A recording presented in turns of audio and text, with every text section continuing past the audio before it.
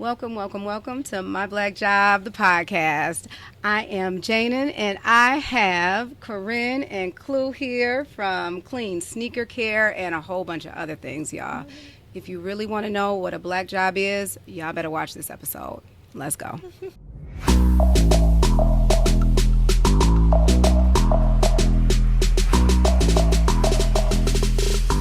So I know that you guys have, y'all have a whole lot going on. So I want to make sure that I read this first, and then we can kind of just jump into it. So I'm excited, first off, to have y'all here. I'll get into like the real heartfelt reason after I get through this part. But you two are Detroit natives, and you guys are partners in life, in business, and so many other things.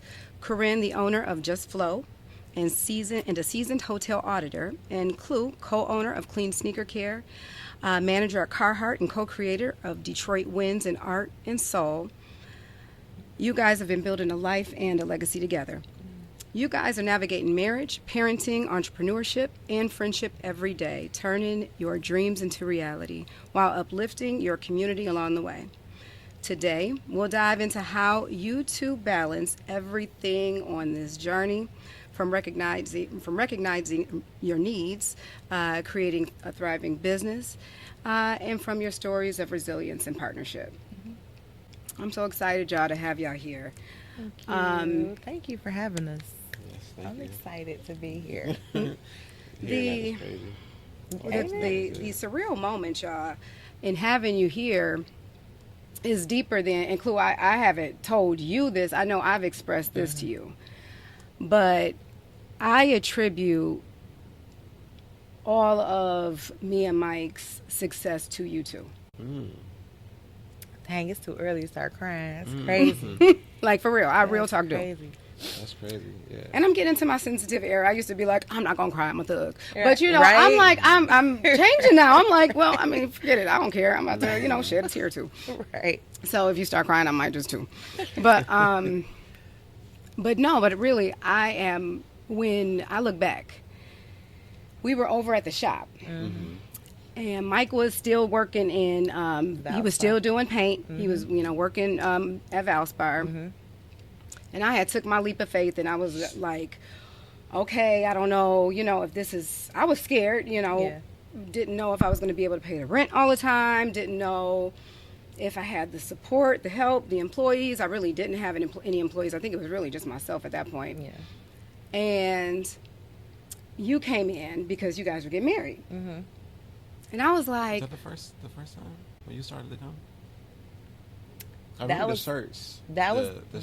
I think that was the first time that I actually had something made. I had been following Jay for a Oh, long okay. time. I got a story to add to all oh, this. okay. So you got the shirts, you got the bridal party shirts. They were the Beyonce ones, y'all. I remember because this is a core memory for real, for real. I mean this from my heart. And so, you guys, so I did the shirt, did the shirts for you guys, and then that was it. We stayed in contact, and everything, but we didn't really, nothing really happened until one day, Clue, you called Mike and you said, Mike, you know what? I need you. I need, you guys are doing work. You do good work. I just need you to be reliable. I need you to be, just basically I need you to show up and just show out. So we understood the assignment. We understood what that meant. Now, with you being down at, where you were and you connecting us with the businesses that you were connecting us with, you were supplying, for you, it didn't really give you anything. You didn't gain anything from that. All you did was say, you know what, I know that I'm going to tell my customer about this person because I know that they're going to take good care of you. And I get to look out for them, my homies over here, and that was the base of it. Right, At right. the end of the day, yeah. But what y'all didn't know that what was going on behind the scenes was during that time, Mike had just received a call from Valspar, and they were like, we're doing layoffs. Cut. After 15 years or something like that, he was like, what? Okay, wait. Now we had just bought this commercial embroidery machine, and I'm not talking about like one of the big ones. I'm talking about like it was commercial to us. Right. And we had just bought that, and he was only coming in after work trying to do the orders, and we didn't have any like embroidery customers for real to be able to sustain an income and rent at a shop. But the next day, after he talked to you, you said, "I got an order coming your way." Yeah, we couldn't even get in the doggone door of the shop. No lie. I remember because we were dropping. Sometimes I would drop off boxes, and they would be like, as soon as you walk in the door, it's just like boxes Everywhere. Yeah. And it was because of you. It was because of y'all, which initially it was because of you. And we both just say, wherever life takes us, y'all getting a shout out in the books, in the movies. Y'all, I mean, everything, y'all like right here with us, like, because. No, I'm happy about that. The funny thing is about that, we had at the place that I'm at now still, we had another person that was doing it. He was a jerk, like, and then I met y'all, and I'm like, as soon as he mess up, it's over, right? And then we had some changes in hands of management and all that stuff. So the person that was vouching for them had got let go. And then he was super rude to one of our customers, and some other stuff happened. And I was like, no, like, he's done. And people were like, what you mean? Who are we going to use? I was like, we're never using him again. And that's when that happened. He came home and told me about it. Yeah. And I was like, because he was just, this person just wasn't he wasn't professional, and it was like, he was legit just like a jerk, like, and I'm like, ooh, I can't wait to cancel you. And then the time came, and I did, and I was like, yo, and then it was good timing, because when I first recognized it, we didn't have a backup, but then the bridal thing happened, and then we started coming up here, and it was like, yo, we gotta switch up, you know what I mean? So it was just really good, timing. For such a time as this, that just keeps on coming back, because it's like, for such a time, like, that referral could have came, before, and we weren't ready because Mike was still working. Yeah. It came at the right time, even, so I don't know, that's just a whole little word. I just got, it may not come when you want it, but it's going to be like right there, right on time, like, for real, But, talking about the business and everything, how did you guys get into business? I know you guys both have separate businesses, but, I want to hear, about both of them. But how did you get started into, what inspired you? Paint the picture of the catalyst, the thing that sparked that flame.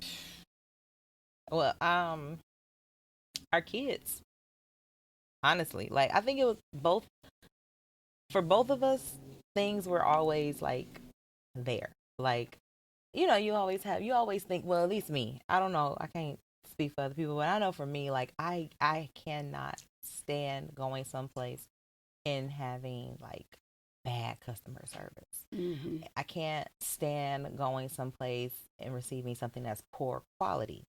So I found myself, like, inserting my own self into these different areas, and it's like, I would do better. I will run this, like, you know what I mean? And so for Justeflow, that came after he decided to start Clean SneakerCare, and Clean SneakerCare came out of, he cleaned his shoes from the day we started dating.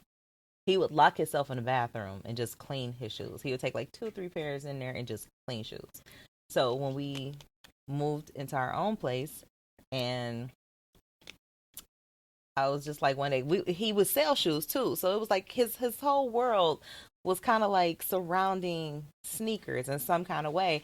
And I'm like, why don't you just, like, clean shoes? Because we needed extra money. Like, that's really just what it was. I came off a situation similar to Mike's, where it was like, after the store closed. Yeah. And, it was like, oh yeah, my dream scenario, where it was like, I'm in retail, which has always been my thing. I'm managing, there's room to grow. I'm making really good money. I'm not, capped. You know what I mean? And then got a conference call after like a year and a half, I think it was. Conference call at 12:30, so and then a severance package by 12:45. You know what I mean? And it was just like, what happened? And then I think that's the summer where I think I took the rest of the summer off because we got married that year. And then it was just like, what can I like do with my hands? You know what I mean? That I could help out the family with. Got the Carhartt, which was felt secure, but then I still couldn't shake that thought. Like I just don't want someone to have so much control where they can just pull my plug. I'm sure you guys felt the same way. And then those conversations about like, why don't you see if other people might want this whole thing? And it was legit just trying to find another way to like, provide, like she said, like with the kids and the way my brain works is like it's always like her first and everything else second. And you know what I mean? So it's like the kids came from her. A lot of this stuff happens because of her. So I kind of think in that way. So it's like, how am I going to take care of, Korin and at the time, just JD, you know what I mean? And in the beginning, it's like, it's not going to take care of them, but it could lead to something weird. I don't know. You know what I mean? And then it just kind of sparked from there. So it's a mix of that and everything that, that she said, like, we just had to do something. And since we've met, I've been doing like creative things in the sneaker space. And it's always been just like, oh, I'm going to do this moment and I'm going to do this moment. But this has been the most consistent thing that's happened. That was like what, in 2017, 2018. When that kind of first started, you know what I mean? So plus the way he used to clean his own shoes, I'm like, we have to keep JD's shoes clean. Like you clean your own shoes, keep your son's shoes clean. But I think I remember you saying, I remember we were all talking, and you were saying that it was like therapeutic. It was relaxing, it for became you. it was just a thing. You know what I mean? That's always been a thing, and as like SneakerCare has evolved, there's been like more ways to do it. So it's like I was always excited about like that part of it, and like you said, it was just like a therapeutic thing for you to be able to just sit down and take care of your things, like legit care for and stuff that you admire, and then you get the other benefits from the sustainability factor and all that. But what's funny is that I didn't have any customers at first, and I would clean my son's shoes and then act like they were for other people. Like, oh, I got to take care of the client's son. Right, Just our kids' shoes. And I would post them, and eventually somebody was like, oh, can you do mine? And then, it's just like a snowball It went effect from, he moved from the bathroom to the dining room. And I was like, nope, you got to get out of here. I was like, you got to go. Like, you cannot you cannot keep cleaning people's shoes in my dining room. Like, it's not going to happen. And we ended up moving back with my parents. And then we went from the dining room to their basement. And from their basement to the Boys and Girls Club. From the Boys and Girls Club to Oakland Mall.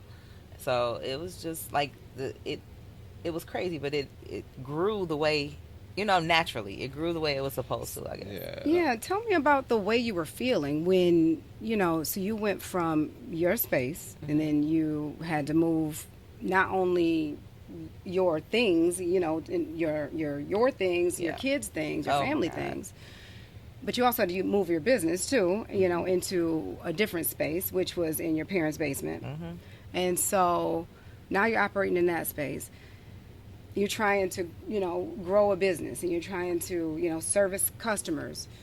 Then you have to take another, step. Another level of transformation is here, and then you go into the Boys and Girls Club, which I know had to feel exciting. But then you mentioned the mall, getting into the mall, which is a whole nother, like, in my mind, seems like a beast, an animal. That seems like goals. It seems like y'all the goats. I mean, it seems like all of that, because to make it to that point.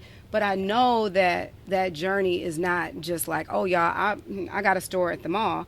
Nah. I know that's a story of struggle. I know of heartache, and I know of sleepless nights. I mean, that is the part of entrepreneurship we don't get to see, because we see the fact that y'all in Oakland Mall, but we don't see that y'all up at night, all night. No, I share all that stuff too. Like when I talk to people, like not everybody, but a lot of people, it's like, yo, I want to do X. And it's funny, I did that when we shot that last batch of content. They was interviewing and asking, like, what would you tell to up and coming entrepreneur, somebody that wants to do this and all that stuff? Was like, I told them, like, I would tell them not to. And then and they were looking like they were laughing at first, and then it was like, wait, you're serious? And I'm like, what's the next question? But then I explained it. It's like, because nobody talks about like the other side of it. You know what I mean? And you can't have that without this. You can't have this without that. You know what I mean? You can't. I'm yet to meet a person that was highly successful or on their way to success or about to start that's not experiencing these things that usually chase people away. And I think that's something that I always admire her because she got to see, like myself. She got to work, seeing stuff on the inside with Mia and stuff like that.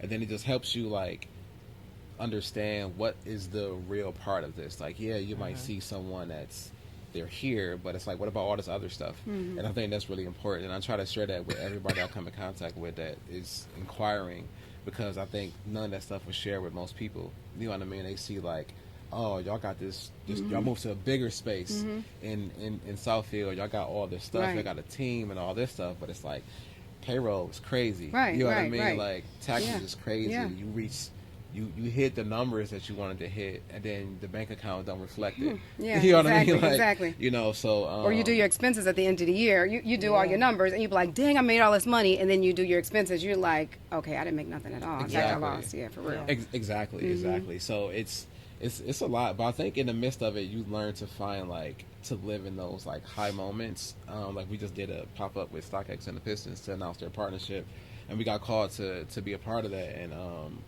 we learned to take a second to acknowledge that, like, yeah, some of this other stuff is like we're about to look for a new space, and we got a lot of stuff that we have to do. But then you look at this one moment, and it's like, okay, let's appreciate this one moment. The other stuff still got to get done, but this thing needs to be highlighted and stuff like that. So we learned to, and I get a lot of that from her, to kind of learn to just appreciate that, and then keep it moving. So so that for those people, and please shout out to your Instagram, because or your socials, because it sounds like you are really dropping like real information for other people that are either entrepreneurs or maybe aspiring to be.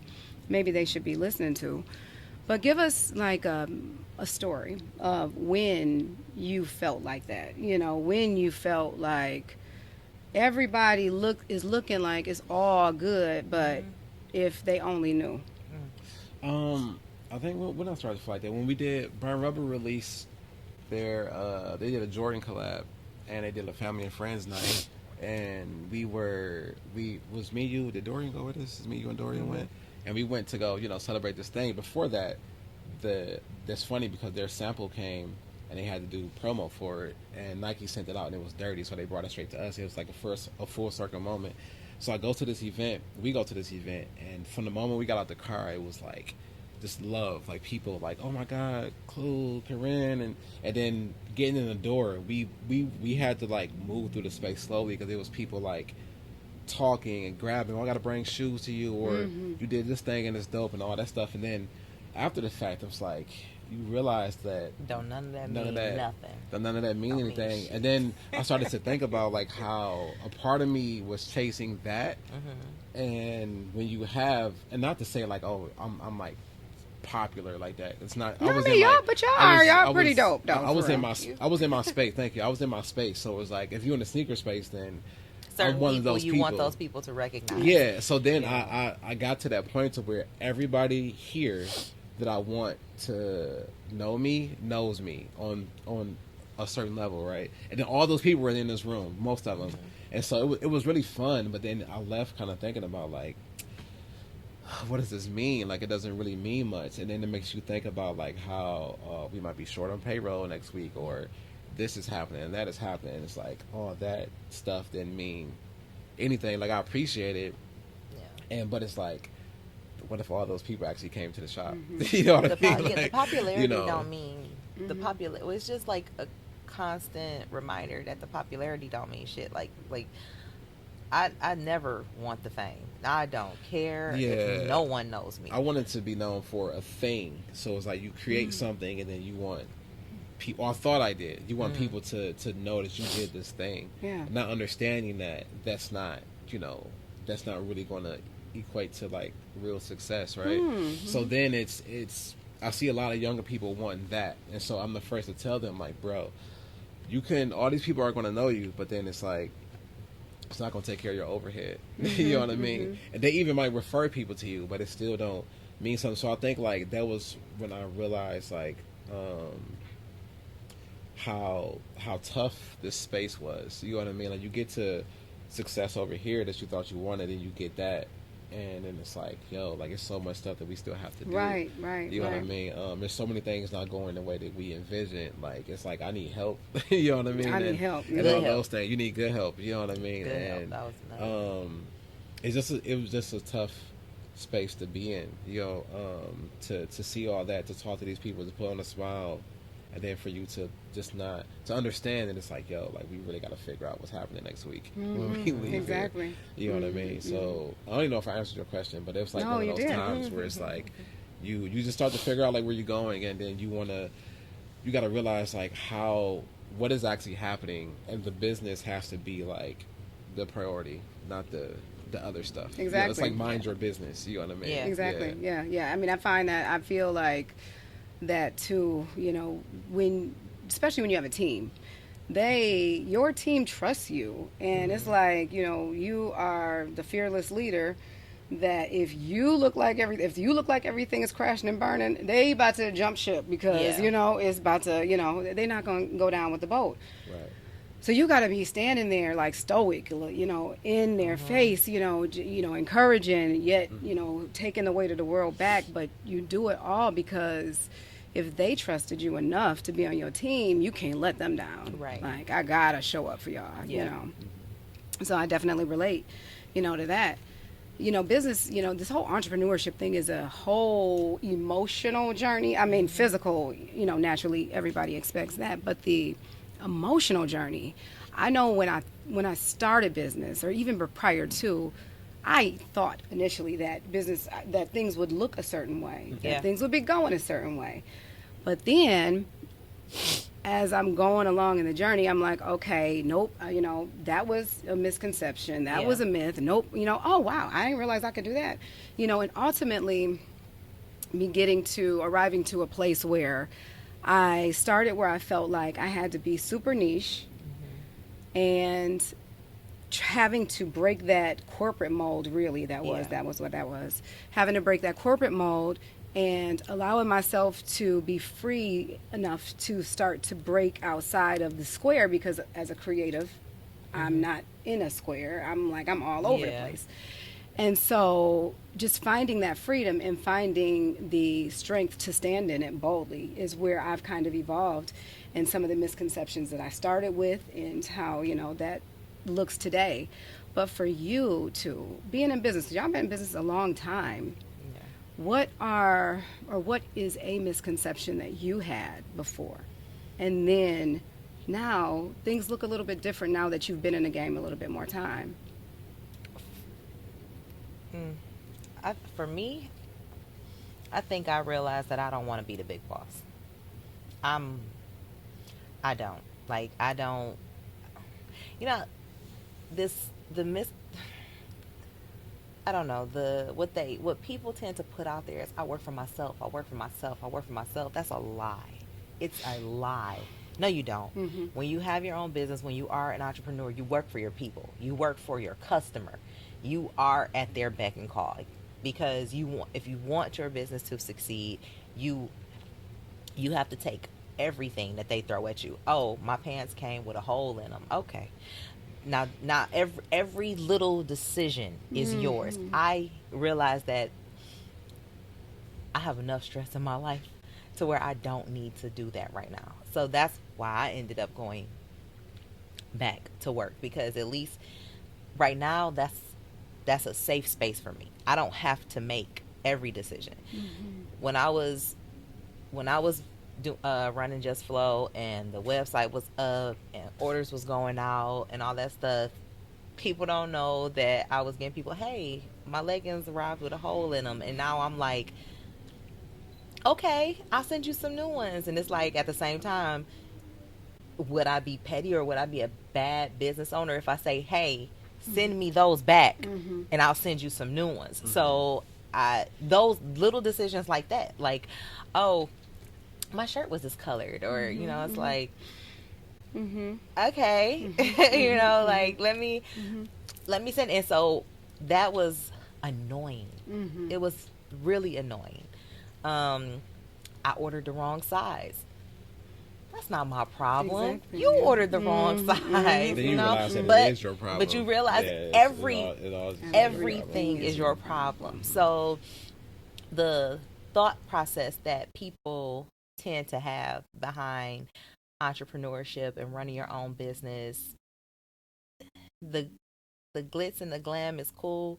The I get to travel when I want. I get to wake up when I want. But you don't. You don't. You don't. You don't. Yeah, You don't. you don't. Yeah, you got to set yourself up for it. And it's funny. My favorite is the people that be like, oh, I can't work for nobody. You know what I mean? And it's like, well, you're not gonna make it in this space neither, because Yeah.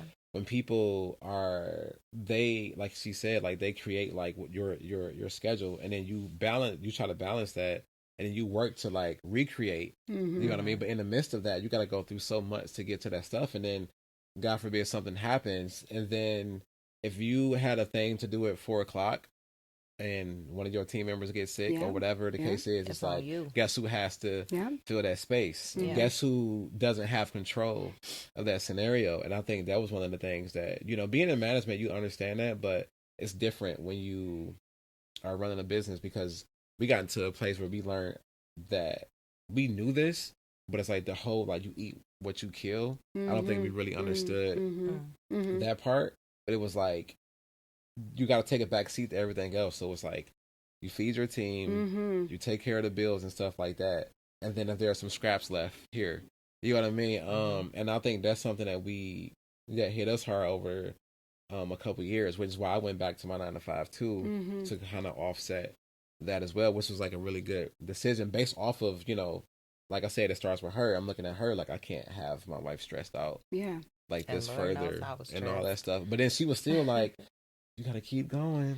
Yeah, so And it's like, so how are you navigating that space? Because you both have gone back. Did well, before we get into how you're navigating the space, what did that feel like, to yourselves, to say, did you feel like you were giving up on your dream? I think so. Take us there. I think it's having that feeling for sure. I think we had a lot of different things happen that kind of like was a reality check for me, and then it's very humbling, right? You mentioned the word stoic earlier. Like, I study stoicism, and in the midst of, I think I've read these books and listened to these books at times where it was like important. So one of the things, I had this book called Stillness is Key, and during the time, I think something happened, our car got totaled or something like that. I think that was like when it really hit me, because I'm I don't even know what to do about none of this stuff. And then sitting still for a second allowed me to hear her better, to hear God better, and then to realize like, yo, I got to do something different. And I remember one day she told me like, yo, you gotta do something different. You know what I mean? Not like quit, but like, you gotta figure this out, and you might have to do something a different way. And then a little bit of time passed, and it was like, I probably got to go back to work. You know what I mean? And then we figured that part out, and it was like, in the midst of it, it was like, yo, this sucks, and how does this look? But then I called a couple people, like, shout out to Nacho that runs a Fashion Bistro in Southfield. He runs a boutique, and I never knew this man worked every day. You know what I mean? So I called him like, bro, you got a moment? And I kicked it with him for like 45 minutes. The reason why I called him, he's relatable. He's a man of God. He's married. It's like wife, kids first. He runs a business and all that. So it's somebody that I'm morally aligned with, right? Some people you can't have conversations with. You know what I mean? Like, so I called him, and we had a really good conversation. And he was like, bro, you just got to make it work, because he was like, I can't quit my job. I got 20 miles to feed. I got this. I got that. Yeah, the boutique might be doing well sometime, but he was like, it's just not enough for me to stop this thing. And after talking to him, I felt like, really confident about making that decision. But I got to a place where I got like humbled by life. Yeah. And then, just wanting, she stuck around in times where I felt like, we 30, mid to late 30s, you know what I mean? And we moved back with our parents to create this thing. We created the thing, and then it's still, it's an average thing, right? Where it's like, okay, they say you don't profit for like 3 years, 10 years, whatever the case is. And we're in the midst of that. So what do you do in that time? Right. And I think like taking them through that journey for 2.5 years was enough you know, like that. Mm-hmm. You know what I mean? So then once I actually started to go back, it was like, yo, I feel good about this. You know what I mean? Yeah. Like, you know, because now we got back to, you know, living again. So, you know, some of the stories, I know I want to get into the actual, what the businesses are, you know, too. But it's the behind the scenes stories that I want to go deeper into, because that's the real life stuff, you know. Me and Mike, we were having a conversation the other day, and Clue, we were just kind of talking when we were offline, and you mentioned that how you just needed to silence everything in order to be able to be still long enough to hear what type of message was coming through, right? And so that was your revelation, that I needed to be present in the moment. You know, I'm paraphrasing, but that's how, you know, I took that. And Mike and I had this conversation just the other, like literally like day before yesterday. And I'm like, you know, you mentioned you have to be that thing. You got to be what it is that you're trying, that you see. Be that, right? And I'm like, okay, cool. All right, I got that. I'm about to be that. And then I stop and I'm like, well, wait, what do I want to be? What do I like to do? And like, so then I was like, okay, wait, is this just me? Am I so lost that I don't know who I am anymore? I don't know what I want to do. Like, what's my favorite color? I don't know. What do I want to eat? I don't know. That's such a real And thing. so I asked Mike, and I was like, you know, and this was like living rent free in my head, and I'm like, you know, just being one with my thoughts.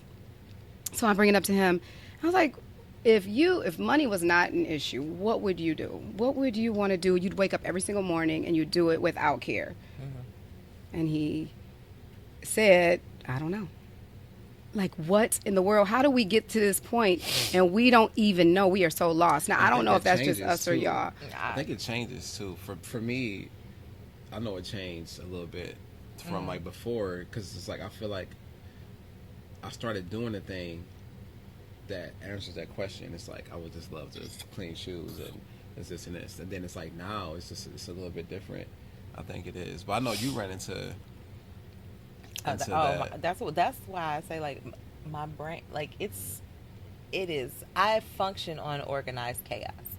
My mind is constantly racing, and it's to the point where I just feel lost. And I'm not saying I don't want to sound I'm good at everything I do.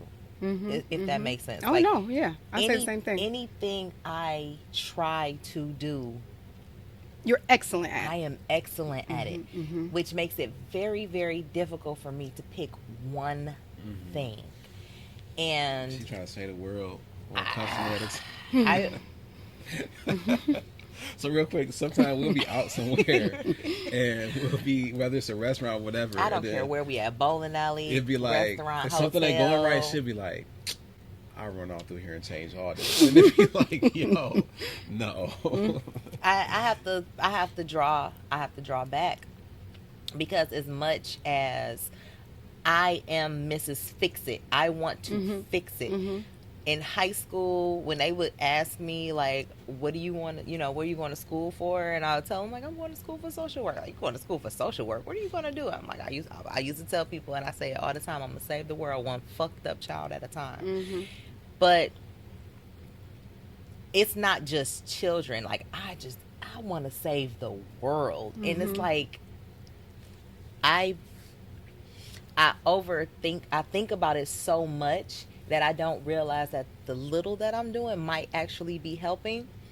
Yeah. So I just step back, because then once I realize that I can't do it all, I just be like, Yeah. I'm gonna just go to work and Yeah, be a yeah, night yeah. auditor. I won't do nothing. Yeah. Yeah, I'm gonna just go be a night auditor at the hotel. You know, like that's simple. But then I go to work and I find myself, I've been there all of 3 months, and I'm like sending emails like, this place is so unorganized. I've never worked for a company like this. You guys don't care about your employees. This needs to be fixed. This needs to be fixed. This needs to be fixed. I came back to work. The whole department is like, did you mean to send that to everybody? I did. I sent it to HR. I sent it to Mm-hmm. everybody. Yeah. I don't care what you do. Y'all need to fix this. Whether I'm here or not, y'all need to fix this. That customer service aspect of everything means everything to me. And that could be because, I don't know, that could be, I've been like that since I was a child. Yeah. Who wants to be a waitress? I don't think no one wants to be a waitress necessarily. But when I was like 11, me and my mama went to, was it Denny's or Big Boy's up there on Telegraph? Yeah, well, I think both of them. One of Big right boy, there, big boy, right there. Yeah, Mhm. It was a Denny's further. Yeah, on 12 Further Mile down, and Telegraph, yeah. whatever was on 12 Mile and Telegraph.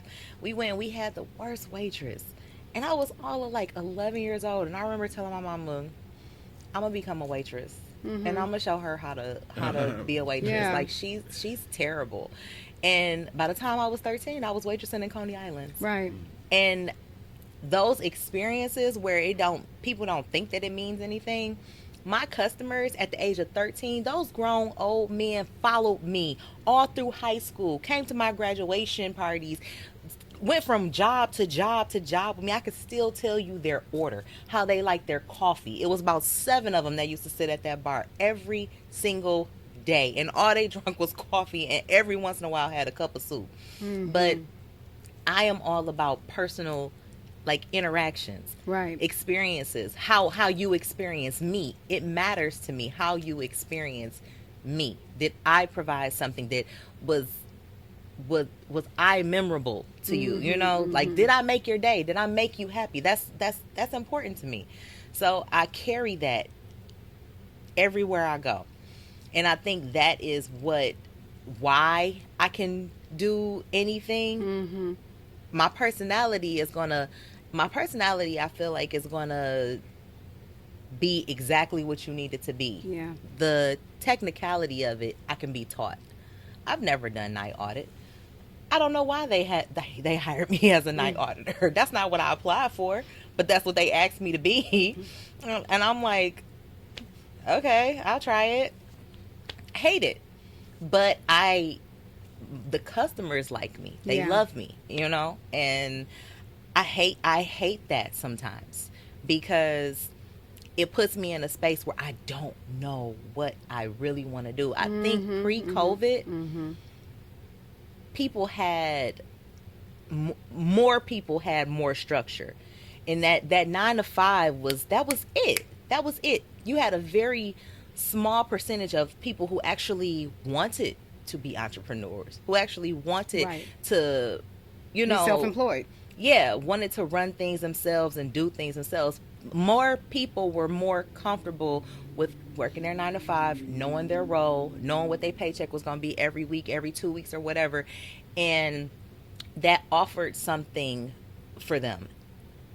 Post-COVID, I feel like everybody is just like all over the place, and I'm one of them, because like now people I coming can't back to it. pinpoint. Now I can't pinpoint exactly Yeah. what I want to do.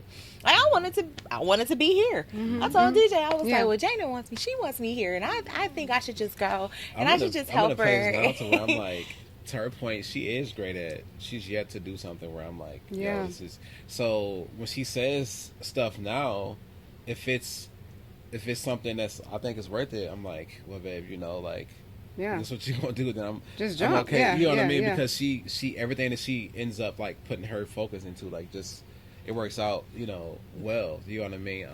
But I'm like a gypsy now, though. Yeah. Yeah. Because I literally go from one place to the next, and it's like I'm just about over being at the hotel. But But it's part of the process. it's, you know, It's part of the journey because you're picking up something along the way. You know. I think my issue with that is, by the time I was this age, what I thought my life Right, was going to right, look like. right, right, You right. know, I think they hit I a lot didn't of- I a didn't lot of think people, I was yeah. going to be jumping from Right. career to career, or, you know, job to job. I thought I was going to have it together Yeah. by now. Mhm. And that part frightens me, because Yeah. I don't want to be in my 40s still trying to Right. figure out if I want to start another business, Right. or if I want to do this or want to do that. But the way that life looks, I very well may be. Yeah, like, yeah. you know.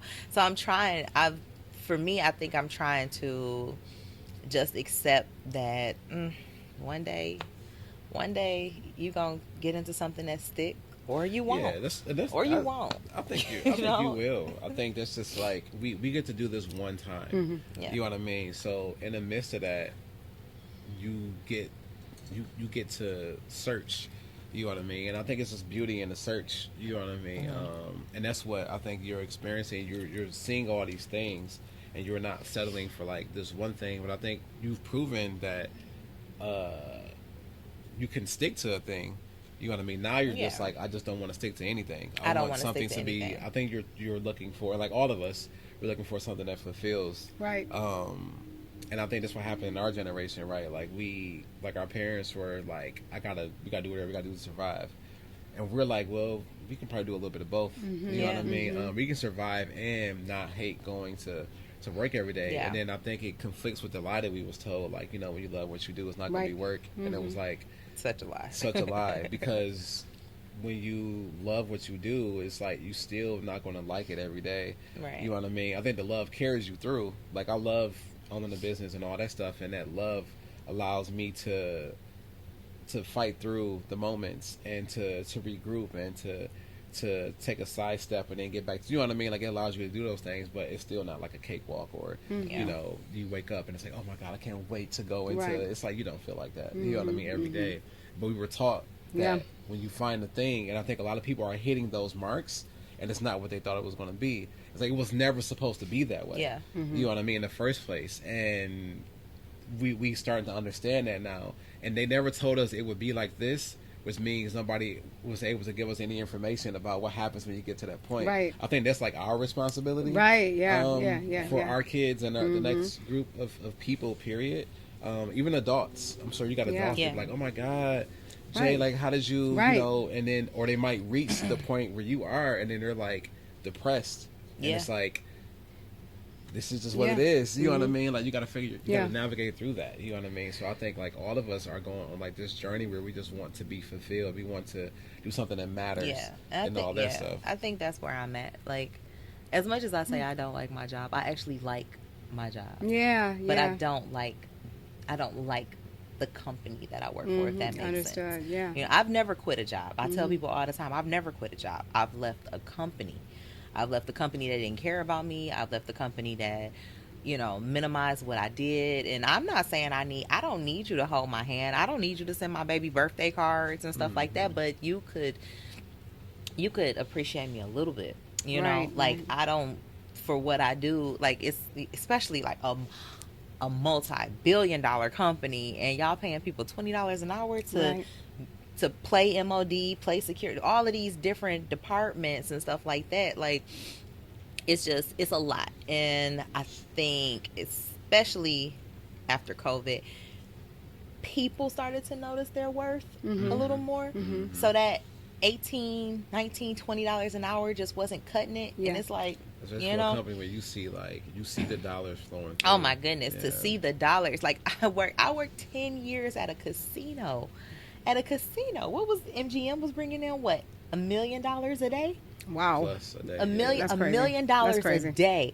And it blows my mind, because how does the city of Detroit, how is it still struggling when there's 3 casinos and at least one of them bring in $1 million a day? That blows my mind. We just know that because we worked. We just know that. Yeah, Right, I couldn't. I mean, we had a roundabout number of what Greektown made. I remember somebody told me, but it was close. Yeah, but working for a company, you realize, like, not only are you so, like, they don't care about you, but you're so disposable. You're not even work. Yeah, you just not like nothing.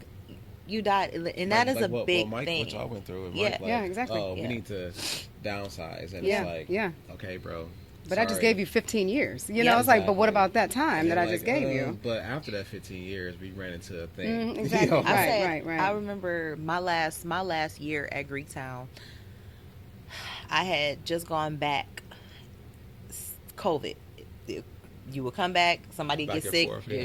Everything would be shut down. And for the first time, I had been working consistently, and I remember there were 3 people on the line with me, and they had these little pens.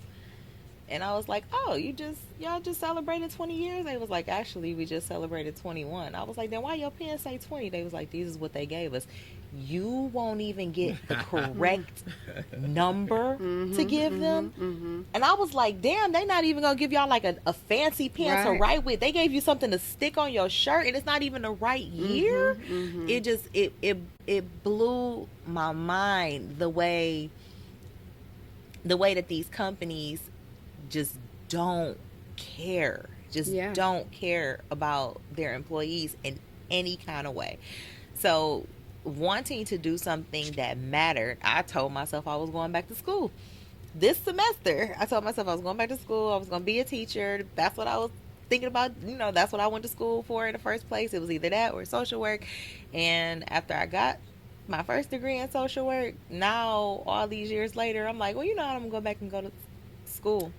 Well, you know what? I don't know. It just I keep noticed this, changing. that you light up when you talk about corporate structure. Do I? Light up, like light up, like Christmas lights. You light up when you talk about corporate structure and how the policies need to be in place, customer service, Yeah. practices, and those things need to be in place. And it seems like at the core of it all is that the businesses, they're not doing it right, and what they're missing is they're missing you. Well, you can't be everywhere else, so you have to create a system, and that system that you create will then, that's going to be the dream, because that system then goes out to this corporation, that corporation, and you train them and they learn from you, because that's your God-given gift, and he's going to make room for our gifts, you know what I mean? So that is what I see when you say that. Yeah. And giving yourself permission to be a gypsy, though. Yeah. Because I was living rent free, all these thoughts living rent free in my head, like every single second of the day, for real. And I was thinking about, man, why is it that I got all of these business ideas, and there's not enough time in the day in order to bring them to light, And when I say I have so many brilliant ideas, and I'm sitting here chasing my tail, trying to have my hands in all of them, trying to get something started and going nowhere fast. And then I had a revelation that I was born to be an igniter. I was born to start the flame. I was born to create the spark. I was born as a visionary. I was supposed to be able to see it very clearly so that I could start it. Yeah. I could spark it. But I wasn't supposed to stay there. Yeah. And I wasn't supposed to just sit there too long, because my staying there, my spark, then allowed for another group of people to come in, and they can breathe life into it, and that's the oxygen, and that just keeps it going. Yeah. And it keeps the flame just burning, because now the people are there, and they can thrive, and they can actually make a name for themselves, because they worked here that they've created this legacy for their family, and so on and so forth. So I have, in my transformational journey, and I identify also as like a creative gypsy. Yeah. I'm like, have my hands in just about or my mind and everything. That is, sometimes you just got to be okay with it. Yeah. Because why do we have to stay on brand? Because like you mentioned, it's our duty to carry the torch, a step further than our parents carried it, because Right. they got us to the place where they showed us how to work. Yeah. Now we have to show everybody else how to think Yeah. and how to move outside the box. So that's my Exactly. 2 cents, y'all. So I want to give you guys a really quick, I want to get a couple things in before we got to wrap up. I want to get you guys to do a quick commercial on your businesses, so you can shout out your socials and everything. Let everybody know how they can support you, what they can support you in right now. It doesn't even have to be a specific, place that you're sending them. It could just be a thing that you want, the supporters to do. So if you could shout that out really quick for me, and we can get to the top of the charts. Again, I'm Clue. You can follow my social on Instagram. It's at Clue313, and then the business page is at Clean SneakerCare. That's where everything lives. So anything pertaining to myself or the business is there, and I'm very transparent on especially my personal. So follow both. Justeflow. Oh, God.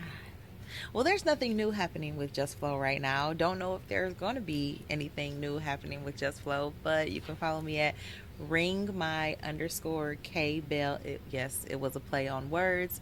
My maiden name is Bell, and it was supposed to be Ring My Bell, but somebody took it, so it is ring_my_K_bell.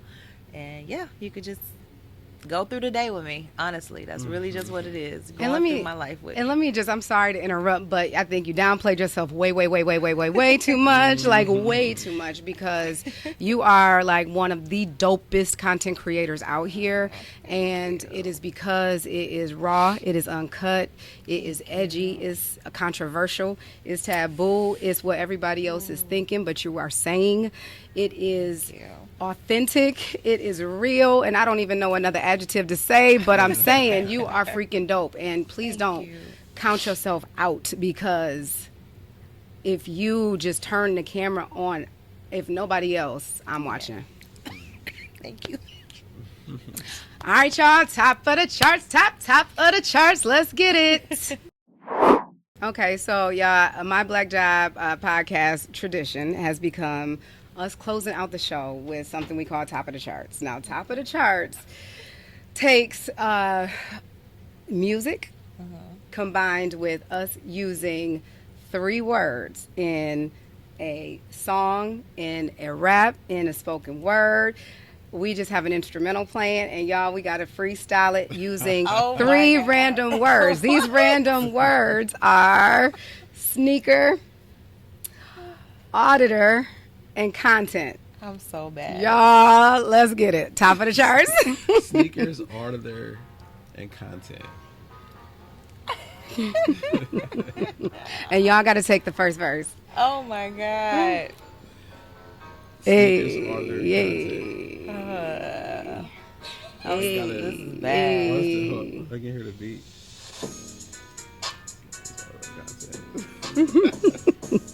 This is crazy. hilarious. Okay, I'm gonna start. Should I start?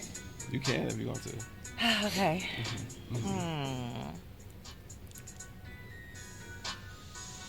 Check my sneakers. Hey, I'm an auditor. What? I do content. I can't think of the other one. Oh, check my sneakers. I'm an auditor. I do content. Okay. I don't know. Y'all, I'm gonna make a song out of anything. Anything. I don't know. What was the 3 words? Sneakers, auditor, Sneaker, content? Yeah. Okay. Let's see. I'm alive. About to go to my 9 to 5. I had something. Let's go on. It's tight. Okay. Sneakers, content, auditor. It's time to get to the 9 to 5. I think we about to go live. We about to say bye-bye.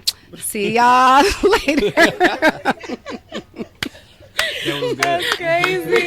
That's crazy.